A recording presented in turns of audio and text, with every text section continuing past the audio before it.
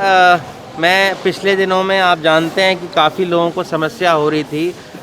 ख़रीद के अंदर, तो मेरे पास फ़ोन आए काफ़ी सारे किसानों के कि भाई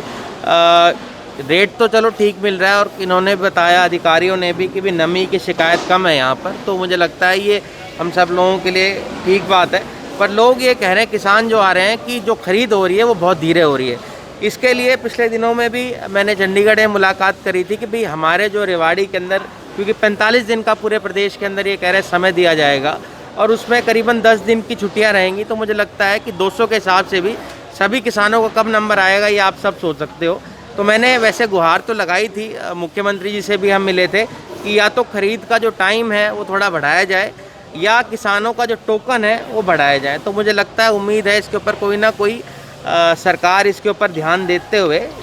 उचित कार्रवाई इसके अंदर करेगी और किसानों को। आपने क्या कुछ कहा यहाँ पे? देखिए, मेरी किसानों से ही बात हुई और अधिकारियों से ही बात हुई। किसान इस बात से संतुष्ट हैं कि भाई रेट इनको ठीक मिल रहा है, पर इनका भी यही कहना है सभी का कि जो इन्होंने कम टोकन मिल रहे हैं इस वजह से कम खरीद हो पा रही है। तो मुझे लगता है कि सरकार को इस ओर ध्यान देना चाहिए और अधिकारियों से ही मैं बात करूंगा, चीफ सेक्रेटरी को ही मैं आज बात करके, हमारी कोशिश ये रहेगी कि दिन या तो इसमें बढ़ाए जाए 5-7 दिन, या टोकन का जो काउंट है वो बढ़ाया जाए। अतिरिक्त केंद्र भी बनाए गए हैं 3 अतिरिक्त, लेकिन आज 1 हफ्ता हो गया उन पर खरीद शुरू नहीं हो पाई। तो ऐसे में क्या उम्मीद कर सकते हैं कि जो आप कह रहे हो कि संख्या बढ़ाई जाएगी या फिर केंद्र बढ़ाए जाएंगे, वो तो कुछ नज़र नहीं आ रहा है। ये बात मेरे संज्ञान में अभी आई है कि जो 3 केंद्र थे उनके अंदर खरीद नहीं हो रही है, तो उसके लिए भी मैं अभी सेक्रेटरी से बात कर हम उचित इसके ऊपर कार्रवाई करते हो, जल्द से उसको भी शुरुआत करवाएंगे। जो बिहार में चुनाव है उसको लेकर अब बिहार के कुछ लोगों से आपने बातचीत की है, वोटों की अपील भी की है बिहार चुनाव को लेकर, उसको लेकर क्या कहेंगे? देखिए,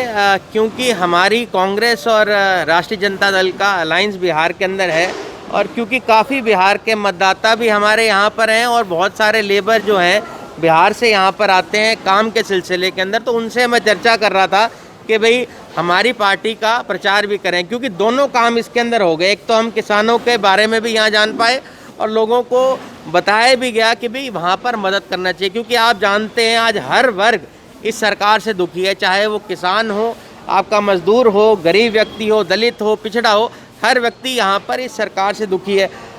किसानों का जो ये लोग 3 बिल लेके आए, उसके लिए भी आपको बताना चाहूँगा, नरेंद्र सिंह तोमर जी से ही मैंने पिछले दिनों में मुलाकात करी, उनके आगे हमने ये बात रखी कि भाई इस चीज़ के ऊपर ध्यान देना चाहिए। ये बहुत एक काला कानून ये लोग, इस सरकार ये लेके आई है, जिससे आज किसान हमारे सिरसा हिसार के उधर के तो समझ पा रहे हैं,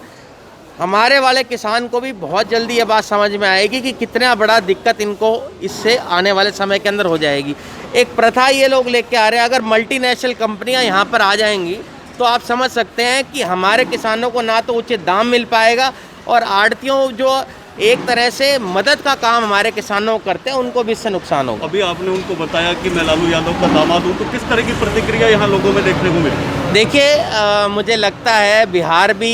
क्योंकि कप्तान साहब मेरे जो फादर हैं उनको भी इलेक्शन कमेटी का मेंबर वहाँ पर बनाया है, और समय समय पे मैं भी वहाँ पर लोगों से बात करता रहता हूँ। यहाँ भी मेरी बुजुर्गवार से बात हुई, इनकी तो उम्र काफ़ी ज़्यादा थी और सुनने में भी उनको परेशानी हो रही थी, पर जब मैंने लालू जी का नाम लिया तब उनके चेहरे पर जो खुशी है वो साफ नज़र आ रही है, और अभी भी काफ़ी सारे लोगों से यहाँ पर हम मुलाकात करेंगे। बिहार में जैसे लॉकडाउन में यात्राएं सहन करनी पड़ी मजदूरों को, उसका भी चुनाव में असर पड़ेगा? क्या कह रहे जी? यात्राएं जो सहन करनी पड़ी मजदूरों को लॉकडाउन के दौरान, पैदल जाने